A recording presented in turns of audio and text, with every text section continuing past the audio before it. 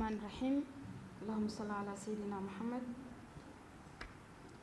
Madame la représentante du système des Nations Unies, Madame la représentante de l'UNICEF, Monsieur le Président de la Commission nationale, Monsieur le Directeur général de l'Agence nationale des personnes handicapées, Monsieur le Président du Réseau national des personnes handicapées, Mesdames et Messieurs les experts présents ici pour notre atelier de vulgarisation, Mesdames et Messieurs les représentants de la société civile, Mesdames et Messieurs les représentants des différents ministères sectoriels qui travaillent avec nous pour rendre effectif ce travail pour les handicapés, l'ensemble des techniciens réunis autour de cette table, je voulais d'abord vous souhaiter une bonne journée.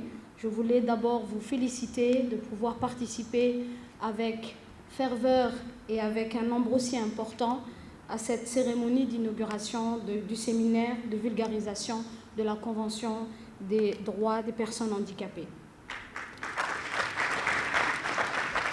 Permettez-moi tout d'abord de vous souhaiter la bonne journée pour cet atelier. Je profite de cette occasion qui m'est offerte pour adresser mes sincères remerciements à l'Agence nationale des personnes handicapées qui collabore avec nous pour rendre effectif ce travail, ce séminaire, mais qui, au niveau national, est diligenté pour harmoniser et travailler de concert avec l'ensemble des institutions de l'État, du gouvernement et de la société civile sur la question de l'handicap.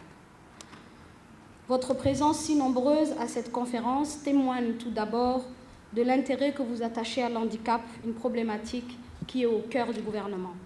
Comme vous le savez, la République de Djibouti a par une loi datant du 3 janvier 2010,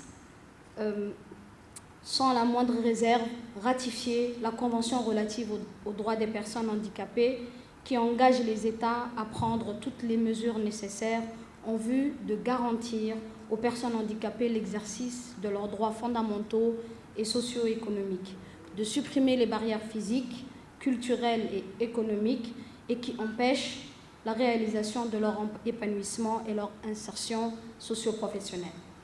Il est important, à travers cet atelier, que chacun comprenne et s'approprie les principes généraux contenus dans cette convention. En ratifiant ceci, Djibouti a fait sien tous les droits et obligations qui en découlent. À cet effet, sous l'initiative du secrétariat d'État, le gouvernement a promulgué en février 2018 une loi sur la promotion des protections des personnes handicapées qui concrétise et renforce le chantier législatif. Aboutissant, après de longs mois de réflexion et fruit d'une étroite collaboration, cette loi très ambitieuse entend couvrir tous les aspects de l'handicap. Une année après son adoption, restent maintenant les décrets d'application qui sont en cours d'élaboration avec l'Agence nationale des personnes handicapées.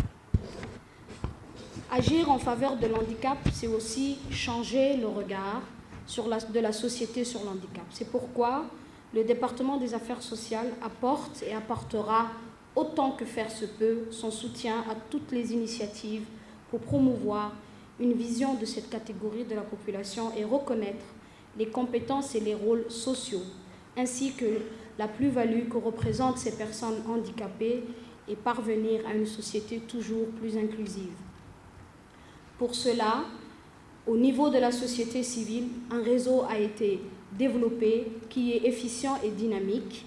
Je me réjouis également de la mise en place de cette Agence nationale de personnes handicapées pour promouvoir la participation, l'intégration et l'égalité des chances des personnes handicapées, et ce, dans tous les domaines de la vie. Pour terminer, je voudrais souhaiter à tous les participants les plus grands succès dans les travaux de cet atelier.